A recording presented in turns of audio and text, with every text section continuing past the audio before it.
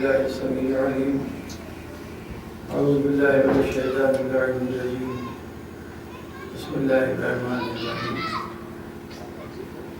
الحمد لله رب العالمين الصلاة والسلام على أشرف الأنبياء والمرسلين سيدنا ونبينا وشفيع ذنوبنا ومولانا أبي القاسم وآل الطيبين الطاهرين المعصومين المظلومين ولعنة الله على أعدائهم أجمعين من يومنا هذا إلى يوم الدين وهو أصدق الصادقين وقوله الحق بسم الله الرحمن الرحيم إن الدين عند الله الإسلام صلوات اللهم صل على محمد وآل محمد. اللہ کے نصیب کی بس اسلام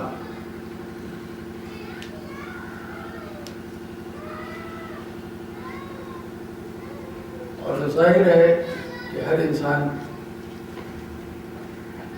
کسی نہ کسی اعتبار سے آخرت کا تصور رکھتا ہے ذہن میں۔ دنیا میں جتنے بھی دین پائے جا رہے ہیں، جتنے مذہب پائے جا رہے ہیں،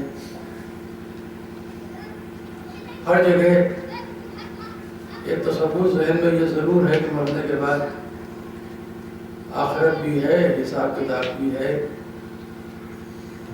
جواب بھی دینا ہے۔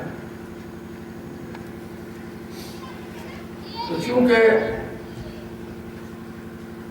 آخرت کا تصور ہر جگہ پایا جا رہا ہے، اس لیے جو ہے وہ عقیدہ آخرت پر گفتگو بہت عام طریقے سے یہ لگاتار ہوتی رہی ہے، کیونکہ عقیدہ آخرت وہ ہے جسے کسی نے کچھ دیکھا نہیں،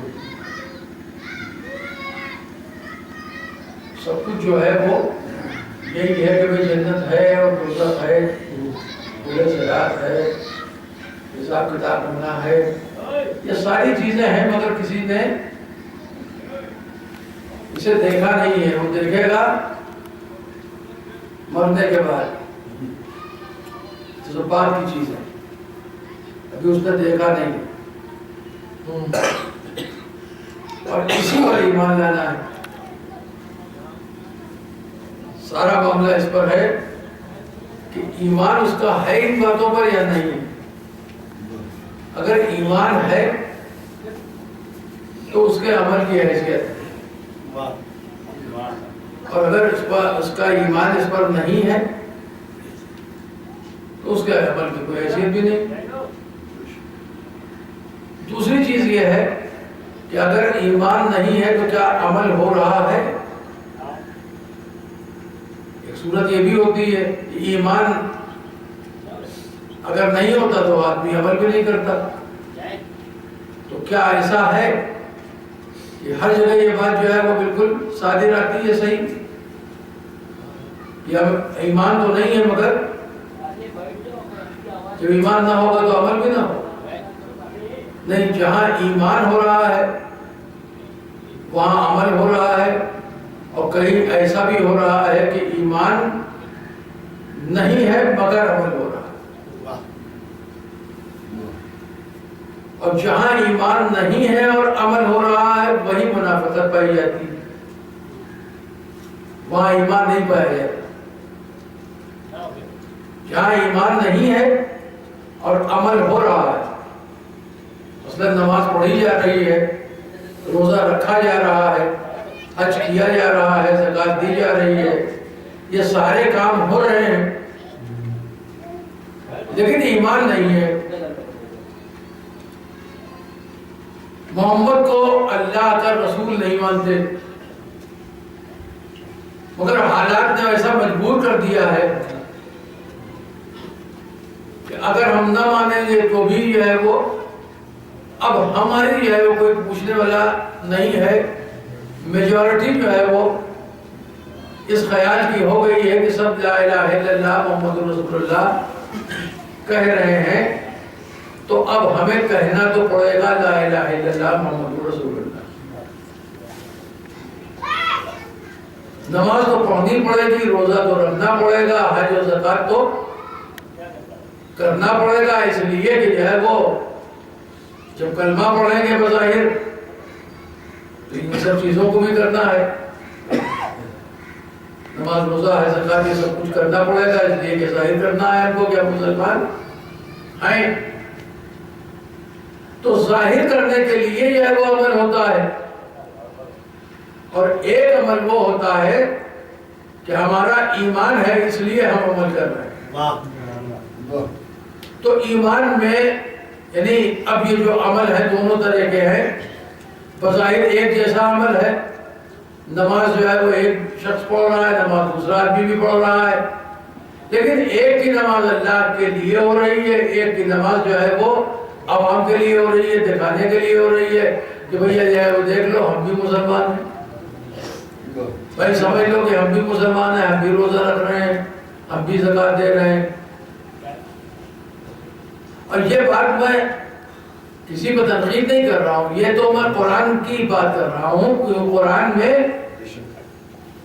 جو منافقوں کی پہچان بتائی گئی وہ یہی بتائی گئی کہ منافق وہ ہے کہ جو اپنے اسلام کو ظاہر کر رہا ہے زبان سے، جبکہ وہ اندر سے اسلام نہیں لایا ہے، ایمان نہیں لایا ہے. ایمان لایا نہیں ہے، کہہ رہا ہے جب ایمان لائیں، چونکہ کہہ رہا ہے ایمان لائے ہیں، ظاہر کرنا ہے اس کو کہ ہم مسلمان ہیں، اس لیے وہ عمل بھی کرے گا مسلمانوں جیسے بظاہر. اور ایک وہ ہوگا کہ جو اندر سے ہی جو ہے وہ ایمان لا چکا ہے، تو اس کی نماز میں اور اس کی نماز میں فرق ہوگا. اس کی نماز اللہ کے لیے ہوگی.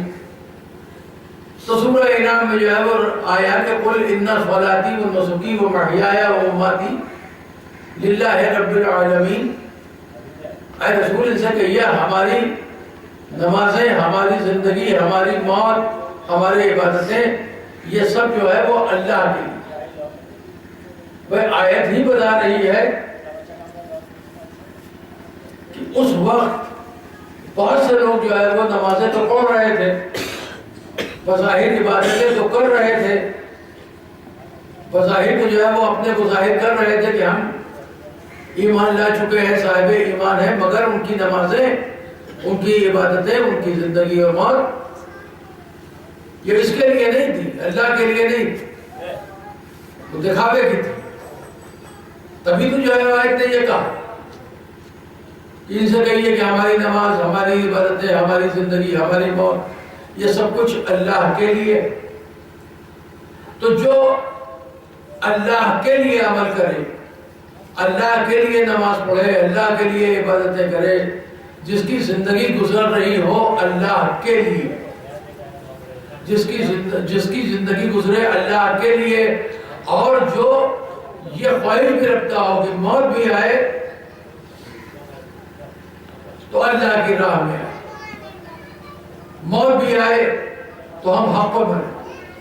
یعنی اس عالم میں جو ہے وہ ملک الموت ہماری روح کو قبض کرے کہ رجسٹر پر لکھا جائے کہ آج ایک مسلمان کی روح اور قبض کی گئی.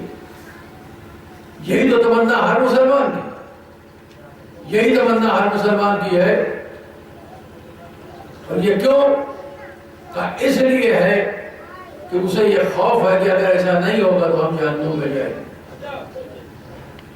جو ایمان لایا اس کی بات کر رہے ہیں، جو ایمان نہیں لایا اس کی تو بات ہی نہیں، اس کی تو بات ہی نہیں. جو ایمان نہیں لایا وہ تو ظاہر میں جو ہے نماز روزہ کر رہا ہے، اس کے نماز روزے کی کوئی حیثیت ہے ہی نہیں.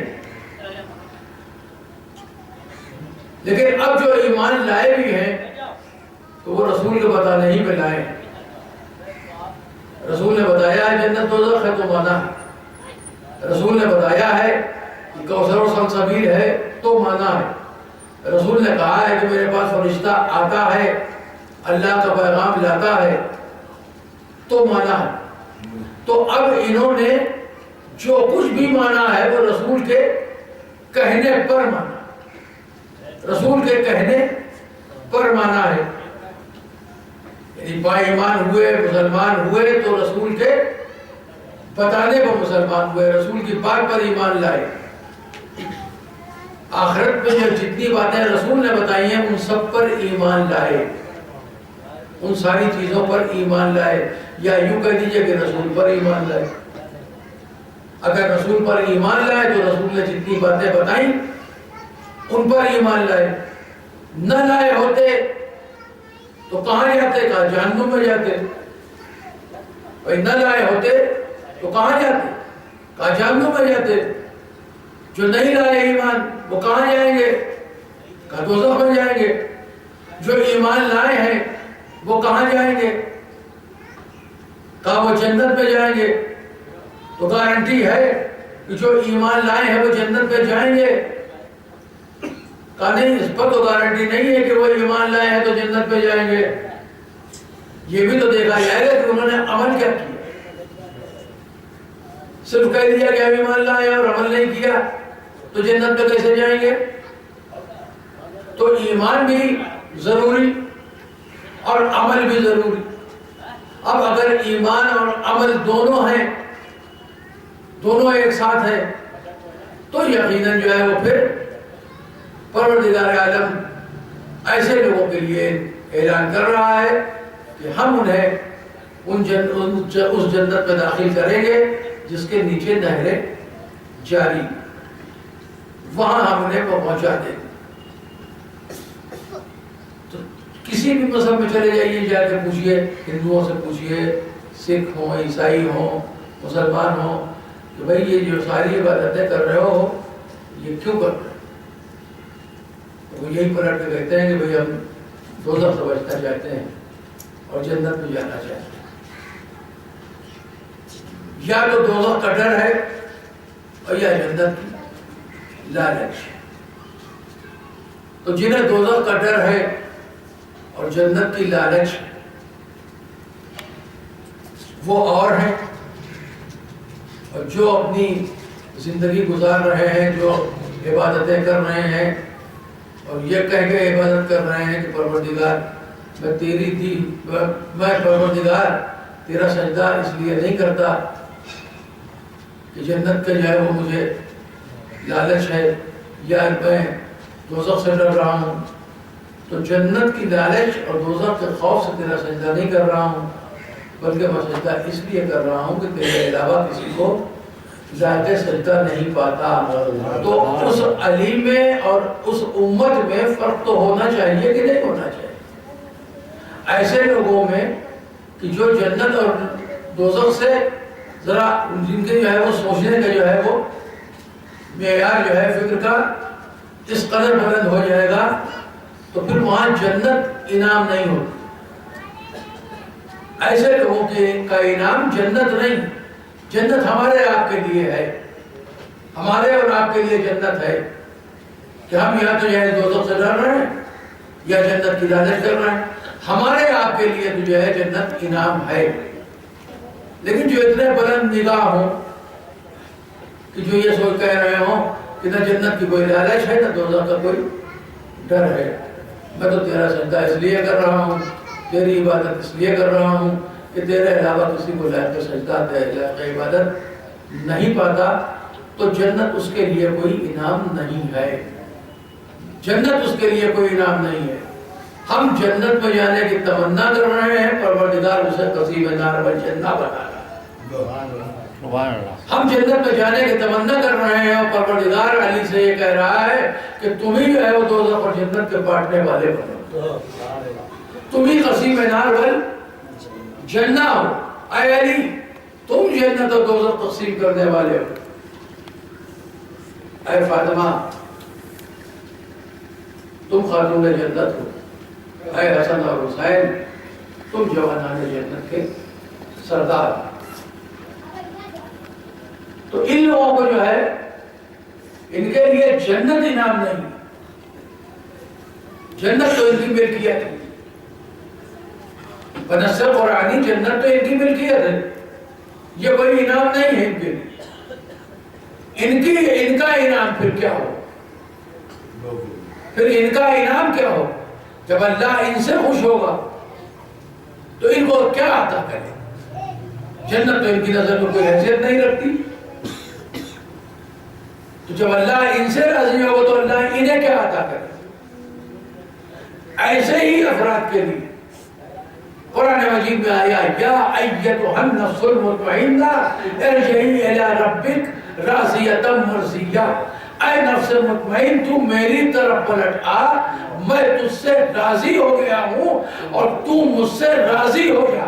یعنی ان کے نفوس کو خریدیں گے اور اپنی مرضی کو پروردگار کہتا ہے یہ آپ تمہیں انعام کے طور پر عطا کر رہے ہیں. اب اس سے بڑا جو ہے وہ کوئی انعام نہیں ہے کائنات میں یا دنیا اور آخرت میں کہ اللہ اس سے راضی ہو جائے، اللہ کی مرضی اس کے ہاتھ میں آ جائے. مگر اللہ کی مرضی کا بھی مطلب یہ نہیں ہے کہ یہ آپ نے سمجھ لیے کہ جو کچھ یہ چاہیں گے وہ وہی نہیں، یہ وہی چاہتے ہیں جو ان کا پروردگار چاہتا ہے. فما تشاءون الا ان یشاء اللہ. یہ بس وہی چاہتے ہیں جو ان کا پروردگار چاہتا ہے. ایک سلام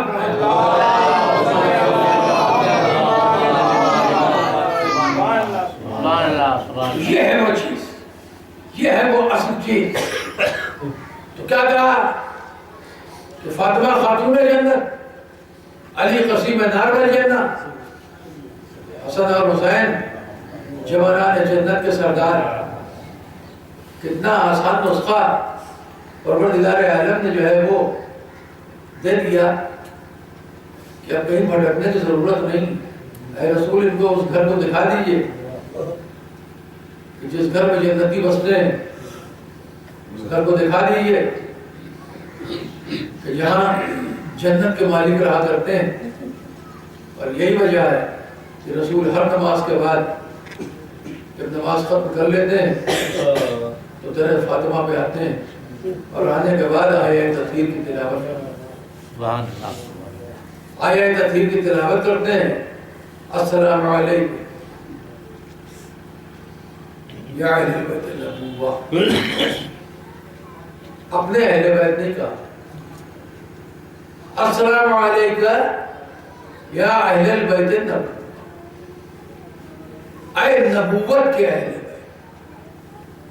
اے نبوت کے اہل بیت تم پر سلام. رسول نے پڑھا ہے، رسول نے پڑھا ہے، جبکہ رسول کے لیے حکم ہے. پروردگار رسول پہ درود و سلام پڑھتا ہے، مگر رسول نے اسی پروردگار نے جو رسول پہ جو ہے وہ درود و سلام خود بھی پڑھتا ہے، بتاتا ہے کہ فرشتے بھی پڑھتے ہیں اور تم لوگ بھی پڑھا کرو اے ایمان لانے والوں.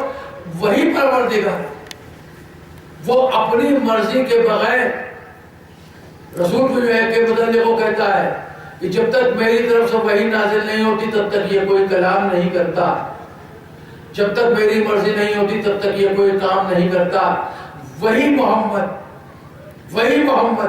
جس پر اللہ اور فرشتے درود پڑھ رہے ہیں، وہی محمد در فاطمہ پہ آتے ہیں اور اہل بیت نبوت کو سلام کر کے ان پر درود و سلام پڑھتے ہیں. یہ ہے اہل بیت نبوہ. ایک سلوات پڑھیں.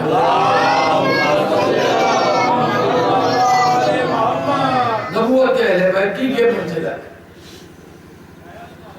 جوانان جنت کے سردار یہاں، اور جو جوانان جنت کے سردار ہیں، جو بات کہی گئی ہے تو اسے ثابت بھی ہونا چاہیے. جو کہا جائے تو اسے ثابت بھی کیا جائے. تو آپ نے فرمایا رسول کی مشہور حدیث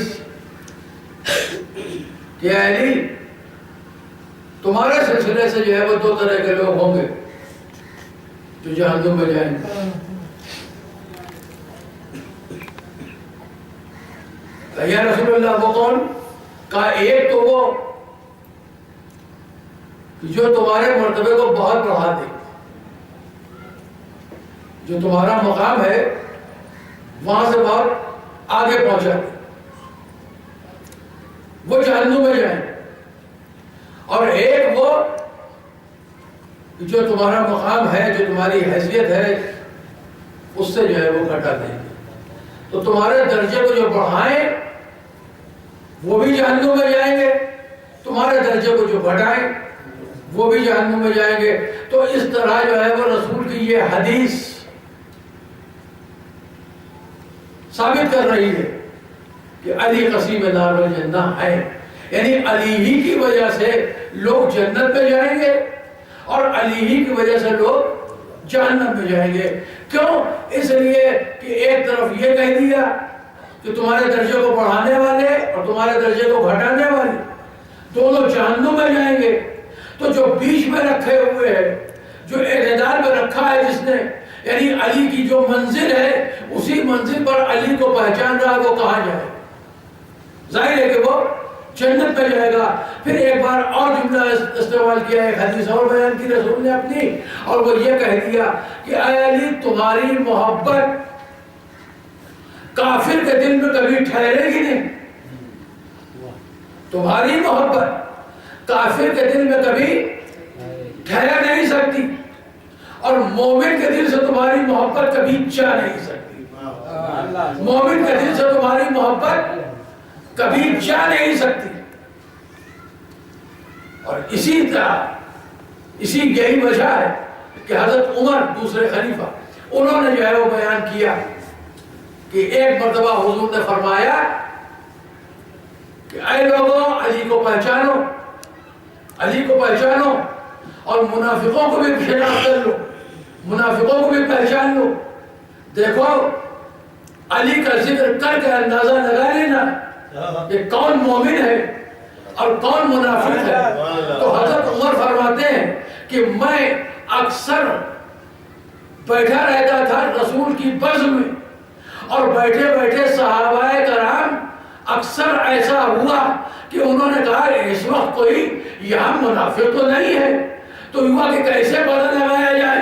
تو حضرت عمر فرماتے ہیں کہ اکثر و بیشتر ہم لوگ ایسا کیا کرتے تھے کہ علی کے اوپر درود و سلام پڑھ دیا کرتے تھے، جو چہرے کھل جاتے تھے، ہم سمجھتے تھے صاحب ایمان، اور جن کے چہروں میں دھواں ہونے لگتا تھا ہم سمجھ لیتے تھے یہ منافق ہے۔ سبحان اللہ، سبحان اللہ۔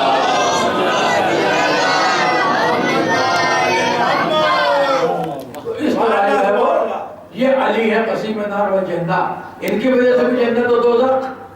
اور دوسری بات جناب سیدہ، یہ خاتون جنت کیسے ثبوت ملے؟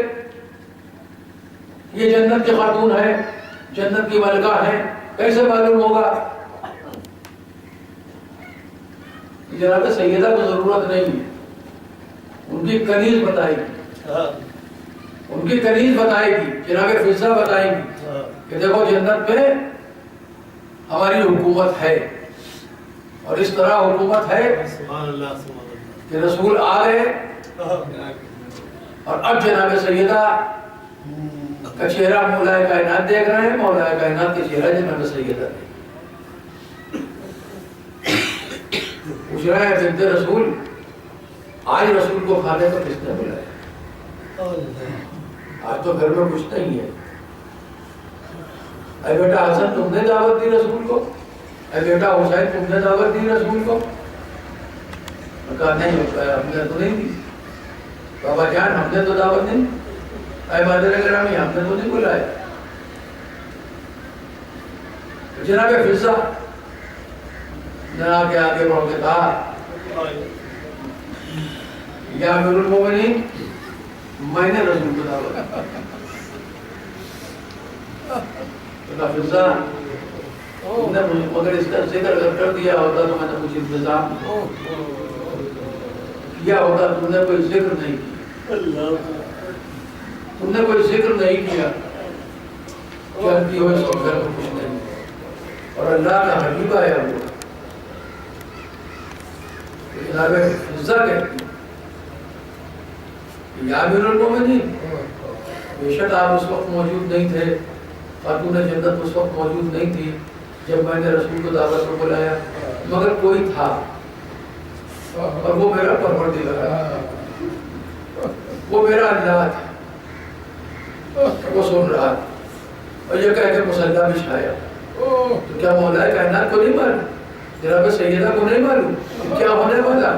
خدا کی قسم بتانا یہ تھا کہ دیکھو ہمارے گھر کی کنیز جو ہے وہ یہ بھی اتنی بڑی ہے، جو ہے وہ ایسی ملکہ ہے کہ جس کا جو ہے وہ قبضہ ہے جنت پر، جس کا قبضہ ہے جنت پر.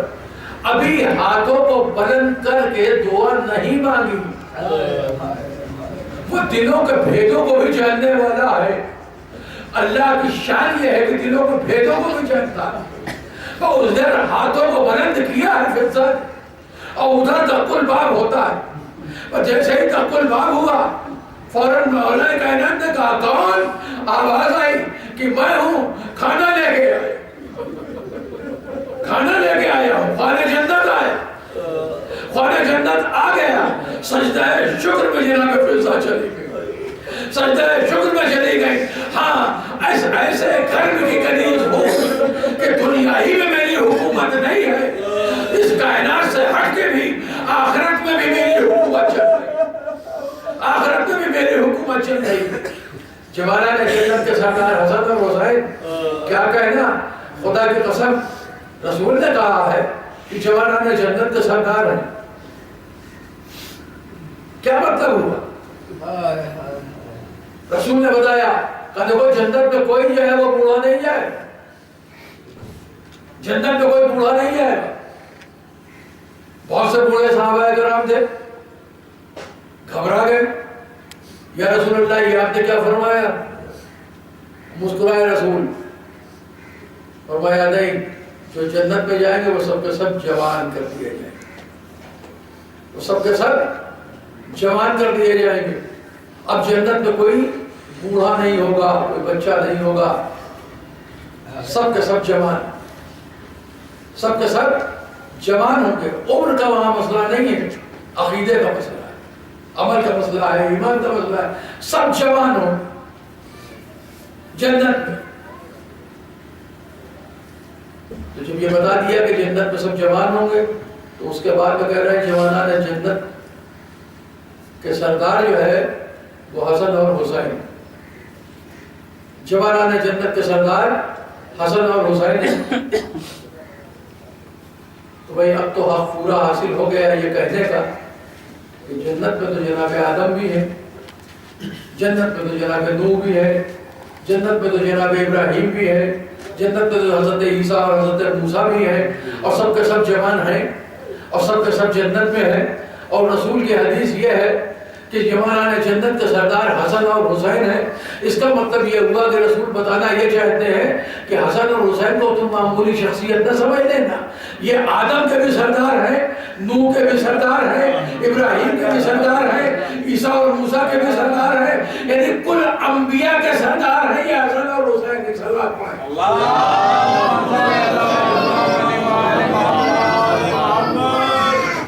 یہ ہے حسن اور حسین. اس لیے ان کا ذکر ہے، ان کا ذکر ہر طرف ہے پوری دنیا میں. پروردگار ان کا ذکر کو جو ہے وہ بلند کیا ہے چاروں طرف. ہمارے آپ کے ذکر کرنے سے جو ہے ان کا ذکر بلند نہیں ہے. یہ تو ایک وسیلہ ہم بیچ میں بن گئے. تو پروردگار عالم کا ارادہ ہے کہ ہم ان کے ذکر کو بلند رکھیں گے، تو اس نے ان کے ذکر کو بلند رکھا ہے. اور اب آپ دیکھیں کہ کربلا میں خود اللہ کے ذکر کو ان لوگوں نے کس طرح بلند کیا. تھوڑی ذکر بلند کیا ہے حسین ابن علی کا. کربلا میں اللہ کے ذکر کو امام حسین نے بلند. کس طرح کہ جب شب عاشور اس طرف سے حملہ ہو گیا تو آپ نے فرمایا کہ اے عباس جاؤ ان سے کہو ایک رات کی مہلت، ایک رات کی مہلت یہ دے دیں، کیونکہ ابھی ہم جی بھر کے اپنے مالک حقیقی پروردگار کی عبادت نہیں کر سکتے، اللہ کا ذکر نہیں کر سکتے. یہ کون کہہ رہا ہے؟ یہ وہ کہہ رہا ہے جس کی ہر سانس ذکر الہی میں بسر ہوتا ہے.